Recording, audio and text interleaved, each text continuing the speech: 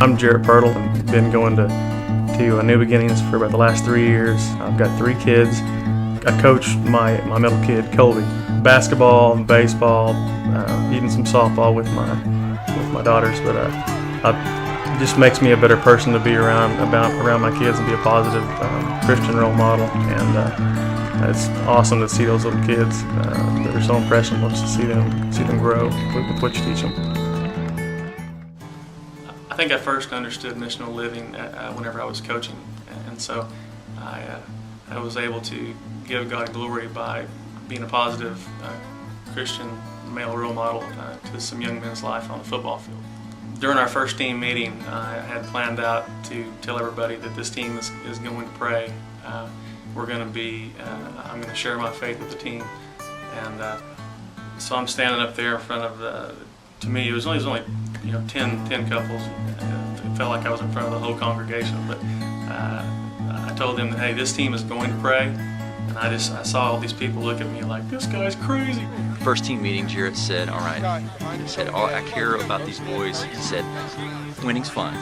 He said, I want to instill in these young men character, responsibility, integrity. He said, we're gonna commit as a team to pray together every time we have a practice. We're actually going to learn the Lord's Prayer together.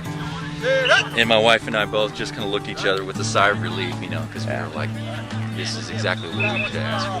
Right before he ends the meeting, he tells everybody that his expectation is, first and foremost, they give all the praise to God. It's not him, it's not the boys or the team.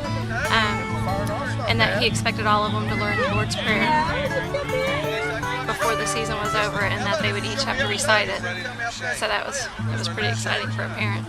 But I think my favorite memory of last year was last year at Ignite camps, I think, and it was when we had the slop school course, and we had all of our kids show up as a team to that, and then from then on, we had several that stayed on and come to church. Of course, the other ones had their own churches, but out of that we had I think the one memory too was that we had a young man get saved.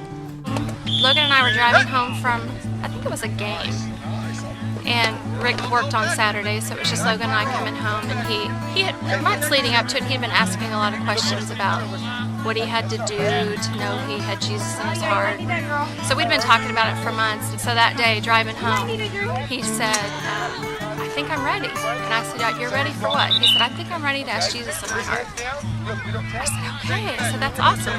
I said, as soon as we get home, we'll call Dad and we'll do it together. And so Rick came home, we all knelt on the living room floor by the couch, and he prayed to ask Jesus in his heart. It was the thrill of a lifetime when I found out that I could baptize my wife and my youngest son. I was extremely proud, and still am today.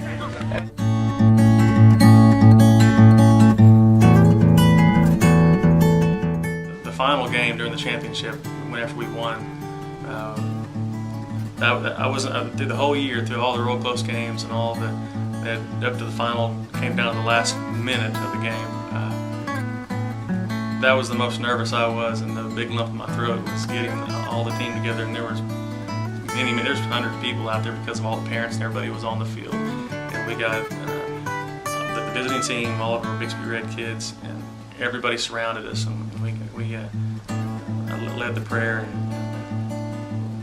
it was amazing. That was the most pumped up I was about the entire season, was to actually pray and kind of tell both teams what it was all about. That was to give God glory.